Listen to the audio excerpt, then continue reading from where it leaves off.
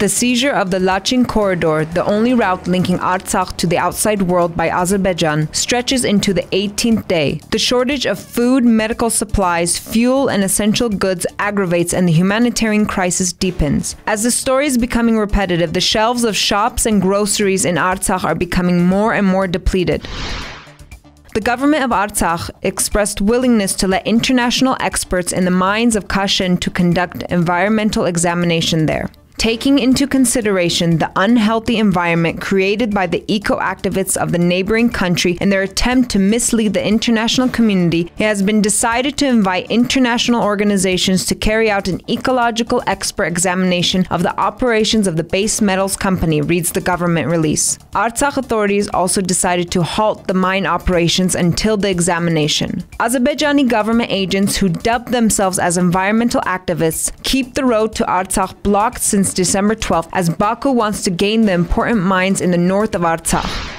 Armenia and Russia continue to exchange accusations over the crisis in the Lachin corridor. At the December 29th government session, Armenian Prime Minister Nikol Pashinyan slammed Moscow for its inability to unblock the Lachin corridor. By the 2020 November tripartite statement, which ended the Second Karabakh War, Russia obliged to provide the free passage of people and goods through the Lachin corridor, as well as the security of Nagorno-Karabakh. If Russia is unable to ensure stability and security in Nagorno-Karabakh, then it should initiate a discussion in the UN Security Council aimed at granting the Russian peacekeepers with a UN Security Council mandate, Pashinyan said. Russian Foreign Ministry spokesperson Maria Zakharova hit back, saying that public accusations do not help settle the situation. We have repeatedly stated that the Russian peacekeepers are doing everything possible to resolve the situation, Zakharova said in a press briefing. The blame game did not stop here. Kremlin spokesperson Dmitry Peskov too responded to Pashinyan regarding the international mandate of the peacekeepers. He reminded that international peacekeepers can be involved only if both sides of the conflict, Armenia and Azerbaijan, agree to it.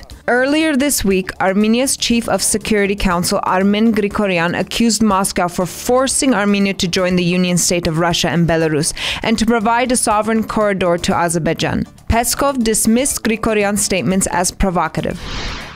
Nikol Pashinyan set up a working group to provide humanitarian support to the people of Artsakh. The working group will be headed by the Deputy Prime Minister Tigran Khachatryan. And Artsakh State Minister Ruben Vartanyan got two new appointments. Suren Galstian will head the Ministry of Territorial Administration and Infrastructures, while Hrant Safarian will lead the Ministry of Agriculture. Earlier, former Vice Rector of the Yerevan Medical University Samvel Avedisyan was appointed as Health Minister. On November 23rd, 9 of the 11 ministers of the Artsakh government were dismissed. Ruben Vartanyan took the position of the State Minister with enlarged powers in early November and is currently overseeing 9 ministries as compared with the previous State Minister who was in charge of only 3 ministries.